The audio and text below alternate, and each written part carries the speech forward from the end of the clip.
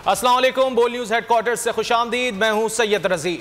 मैं हूं आपके साथ रमशा साजिद। हेडलाइंस आपने जानी, खबरों में बात होगी। फैसले का इख्तियार किसके पास? फुटबॉल वर्ल्ड कप में घुमसान का रन। अंपायर के साथ मजाक और fund raising charity show. Bulletin का आगाज करेंगे। जो लोग रिजीम चेंज ऑपरेशन में शामिल और सहूलतकार थे वो मीर सादिक, मीर जाफर और गद्दार हैं। चेयरमैन पीटीआई इमरान खान का बोल न्यूज के प्रोग्राम नेशनल डिबेट में जमील फारूकी को इंटरव्यू। कहा पहला एनआरओ परवेज मुशर्रफ ने दिया था, दूसरा कमर जावेद बाजवा ने दे दिया। जनरल रिटायर्ड कमर जावेद बाजवा नैब को कंट्रोल कर रहे थे। शरीफ खानदान और चोरों को एनआरओ 2 देने वालों में जनरल रिटायर्ड बाजवा और ताकतवर हल्के शामिल थे। जनरल रिटायर्ड बाजवा वाकई समझते थे कि शहबाज शरीफ बहुत ज़हीन है।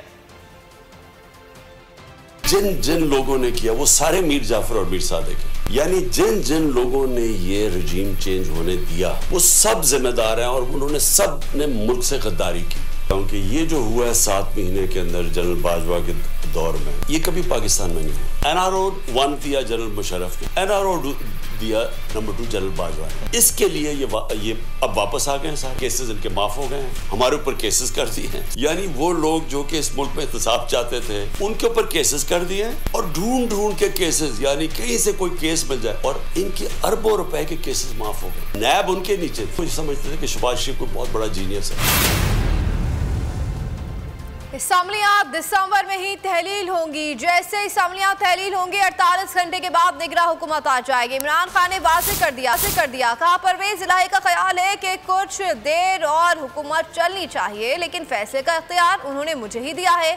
अगले इलेक्शन के बाद भी परवेज इलाही ही वज़ीर आला होंगे, ऐसा कोई वादा नहीं किया। जनरल रिटायर्ड बाजवा ने कहा कि उस्मान बुज़दार को हटाओ, अलीम खान को वज़ीर आला बनाओ। अलीम खान को वज़ीर आला बनाने लगे तो परवेज इलाही ने सपोर्ट करने से इनकार कर दिया। फिर हमने परवेज इलाही को सपोर्ट करने का फैसला किया।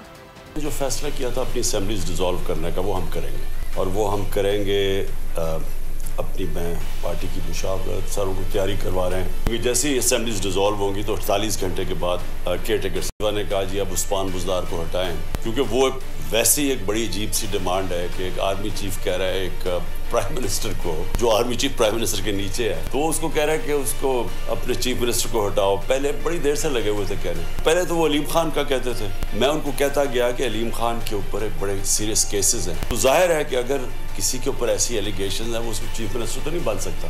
बिल्कुल हमारे साथ खड़े हैं, उन्होंने वाज़ेह कहा, उन्होंने कहा कि उनका तो ख्याल है कि थोड़ी और चलने चाहिए काम, उनका ये ख्याल है, लेकिन उन्होंने कहा कि जो मैं कहूँगा एज चेयरमैन पीटीआई तो वो एक्सेप्ट करेंगे। तहरीक इंसाफ की इलेक्शन कराओ मुल्क बचाओ मुहिम जारी। पंजाब के मुख्तलिफ शहरों में भरपूर रैलियां निकाली गई।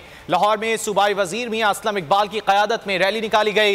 रैली में इमरान खान के बयानिए की भरपूर हिमायत की गई। गुजरांवाला में रैली के दौरान कारकुनों के इमरान खान के हक में और हुकूमत के खिलाफ नारे। फैसलाबाद में भी रैली कोहिनूर चौक से निकाली गई।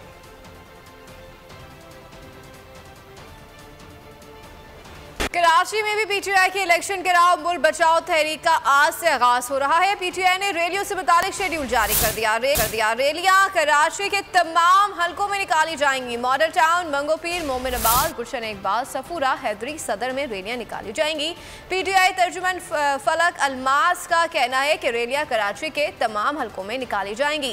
रैलियों में कराची तंजीम, साबिक अरकान कौमी असम्बली और सूबाई असम्बली शिरकत करेंगे। बल्दियाती इलेक्शन में उम्मीदवार और कारकुनान भी तहरीक का हिस्सा होंगे। रैली का शेड्यूल पीटीआई कराची के सदर बिलाल गफ्फार की जानिब से जारी किया गया है, जबकि शेड्यूल में मॉडल टाउन, मंगोपीर, मोमिनाबाद, गुलशन इकबाल, सफोरा, हैदरी और सदर के दीगर इलाके शामिल हैं। तहरीक इंसाफ की नई हिकमत अमली क्या? बोल ने इजलास की अंदरूनी कहानी हासिल कर ली। इमरान खान की ज़ेर सदारत इजलास में फैसला हुआ कि पीडीएम हुकूमत की करप्शन को उजागर किया जाएगा। इत्तेहादियों की करप्शन से मुताल्लिक अवाम को बताया जाएगा। इमरान खान ने सलमान शहबाज की वापसी और उसके केसेस को उजागर करने की भी हिदायत कर दी। जल्द इंतखाबात के लिए सोशल मीडिया के जरिए राय आमा को हमवार किया जाएगा।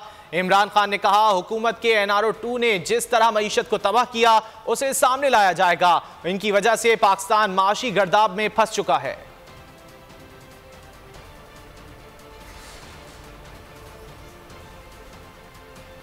तहरीक इंसाफ की नई हिकमत अमली क्या, बोल ने इजलास की अंदरूनी कहानी हासिल कर ली। इमरान खान की जेर सदारत इजलास में फैसला हुआ कि PDM हुकूमत की करप्शन को उजागर किया जाएगा।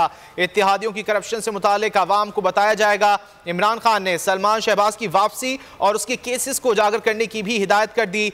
जल्द इंतखाबात के लिए सोशल मीडिया के जरिए राय आम्मा को हमवार किया जाएगा। इमरान खान ने कहा, हुकूमत के NRO 2 ने जिस तरह मईशत को तबाह किया उसे सामने लाया जाएगा। इनकी वजह से पाकिस्तान माशी गर्दाब में फंस चुका है। बौखलाहट का शिकार हुकूमत ने घुटने टेक दिए। इमरान खान से गैर मशरूत मुज़ाकरात पर तैयार। राना सनाउल्लाह कहते हैं कि इलेक्शन 2 माह आगे पीछे होने से फर्क नहीं पड़ेगा, पहले मैशियत और फिर इलेक्शन पर बात नहीं होनी चाहिए। पार्टी चाहती है नवाज शरीफ वापस आकर इलेक्शन मुहिम चलाएं। नवाज शरीफ ने पार्टी की दरख्वास्त कबूल कर लिया। एतमाद से फौज सियासत से दूर रहने का अहद निभाएगी। गैर मशरूत मुज़ाकरात के लिए PDM की लीडरशिप जो है वो तैयार है। आरफ अलवी साहब जो है वो बीच में एक किरदार अदा करने की कोशिश कर रहे हैं। पार्टी ने रिक्वेस्ट की है अपने लीडर से कि आइंदा जो इलेक्शन है, भले जनरल इलेक्शन अक्टूबर में हो या कोई असम्बली जो है वो डिसॉल्व हो, तोड़ी जाए, तो वो इलेक्शन जो है वो मार्च में हो, अप्रैल में हो।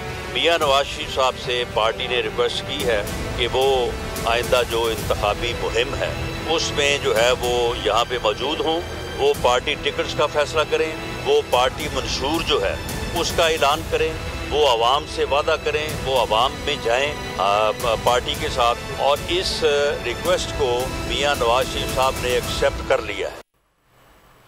कतर में जारी फीफा वर्ल्ड कप की रंगीनी अपने इख्तिताम की जानिब गामजन है। 4 सेमीफाइनलिस्ट टीमों का फैसला हो गया। मराकश ने पुर्तगाल और फ्रांस ने इंग्लैंड को हराकर फाइनल 4 में जगह बना ली है। अर्जेंटीना और क्रोएशिया पहले ही सेमीफाइनल में मौजूद हैं।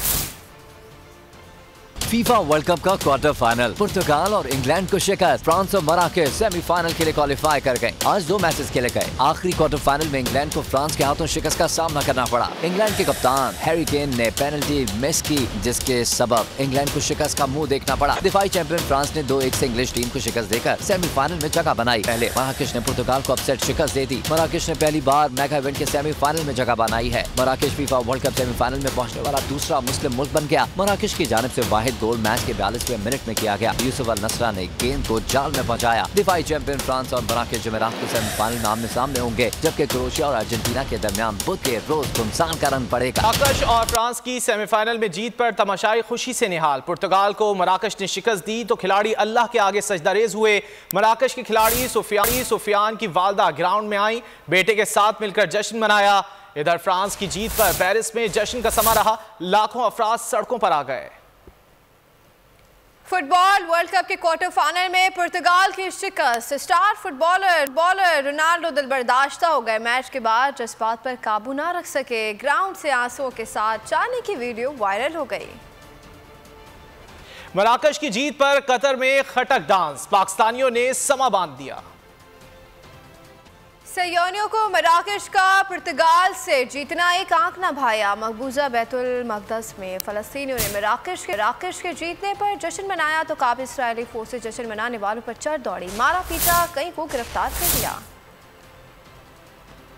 मराकश ने फीफा वर्ल्ड कप में नुमाया जगह बना ली। सेमीफाइनल में रसाई पर कराची में मोरक्कन कम्युनिटी और फुटबॉल लवर्स की खुशी दीदनी है। बड़ी स्क्रीन लगाकर खेल से लुत्फानंदोज होने वालों ने मोरक्को की जीत पर जश्न मनाया। बोल न्यूज से अपने जज्बात का इजहार करते हुए कहा, मराकश की फतह ने दिल जीत लिए। We are unlimited. We promise and we do it. We are Moroccan and we will die Moroccan as born Moroccan. We win. हारी है, ना हारेगी और कभी भी नहीं हारेगी। Morocco, I love you. Thank you. आप क्या कहना चाहोगे? मोरक्को जीतेगा। मोरक्को फाइनल में जीतेगा।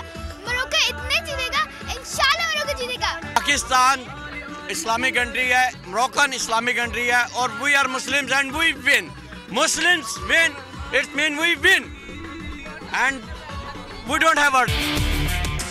बात करेंगे क्रिकेट की और आपको बताएंगे कि मुल्तान टेस्ट में दूसरे दिन के खेल तक पाकिस्तान की पोजीशन मुस्तकम। तीसरे दिन इंग्लैंड अपनी दूसरी नामुकम्मल इनिंग्स आज शुरू करेगा। 202 रन बनाए, जिस पर उसके 5 खिलाड़ी आउट हो चुके हैं। मेहमान टीम को पाकिस्तान पर 281 रन की बढ़तरी हासिल है।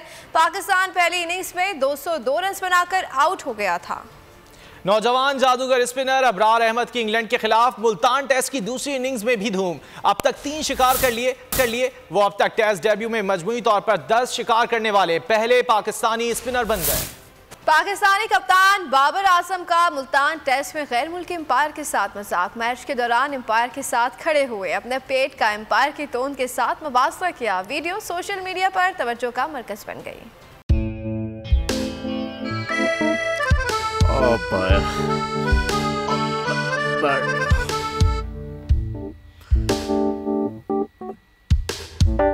इंतशार से निकलने का वाहिद हल इंतखाबात हैं।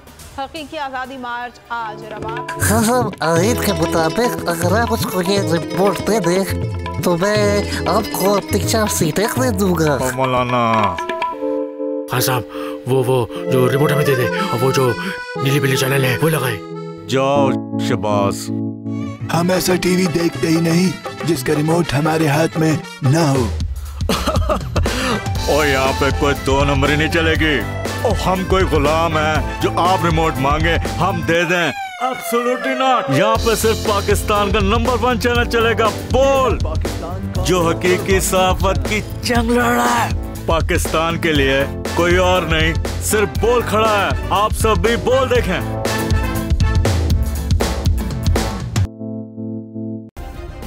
सब्सक्राइब करें और बेल दबाएं ताकि कोई खबर रह न जाए।